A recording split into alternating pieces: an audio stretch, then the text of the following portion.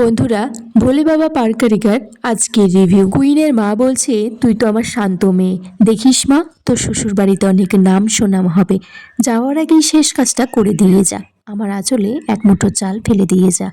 Queen তারপর তার মায়ের আঁচলে চাল ফেলে দেয় আর বলে যে, মা, তোমার সব ঋণ শোধ করে দিয়ে গেলাম। কুইনের ঠামি বলছে, জানো না জামাই, এই মেয়েটিকে আমি সেই ছোটবেলা থেকে মানুষ করেছি।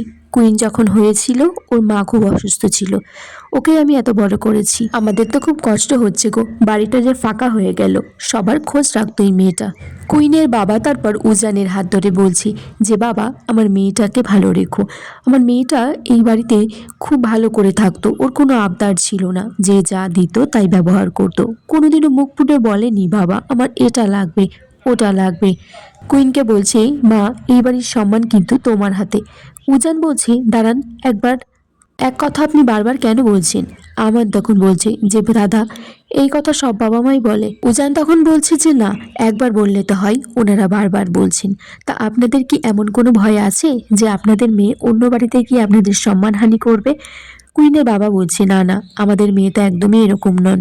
কেয়া তারপর কুইনের কানে কানে বলছে যে, রত্নচিত্তা ফোন করেছিল, ও জানতে চাইছে তুই চলে গেছিস না আছিস।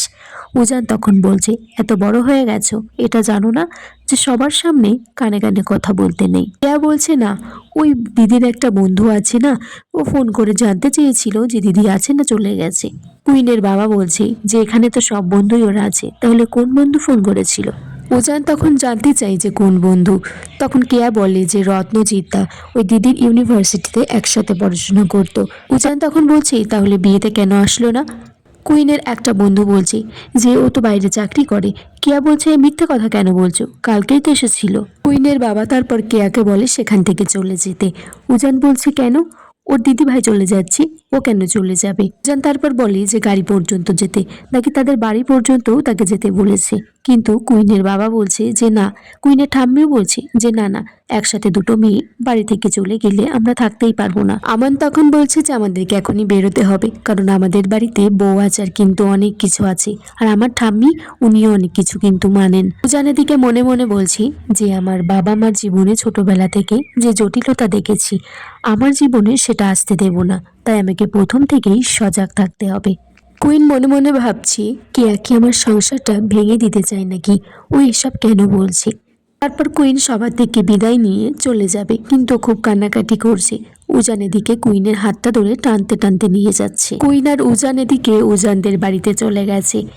তখন সেখানে উজানের ঠাম্মি বলছে যে, তোমরা আগে বরণ করো, কারণ আমি তো বিধবা মানুষ। উজানের ঠাম্মি তারপর উজানকে আর কুইনকে বরণ করে বলছে যে, নতুন বউ, তোমার ছায়ায় যেন আমাদের বাড়িটা লক্ষ্মীমন্ত হয়ে ওঠে, আর তুমি সবাইকে ভালো রেখো। তারপর শতরূপা উজান আর কুইনকে বরণ করেছে, আর সব শেষে সুদর্শনা বরণ করছে। তখন উজান বলছে, আমার প্রয়োজন নিশ্চয়ই এখানে ফুরিয়েছে, আমি এবার উপরে যাচ্ছি। সুদর্শনা বলছে যে, উজান, এত তাড়াহুড়ো কেন করছিস? বরণ তো তোদের দুজনকেই করছি। আমান তখন বলছে, দাদা ভাই, আমাদের কিন্তু অনেক নিয়ম আছে তোর বোনেদের। উজান আমানকে বলছি যে, তুই বাপের বাড়িতে দুদিন থাকতে এসেছিস, থাক, কিন্তু এরকম লাফালাফি করিস না। আমান বলছে, মেয়েটাকে এইভাবে বলছিস, খারাপও তো তার লাগতে পারে।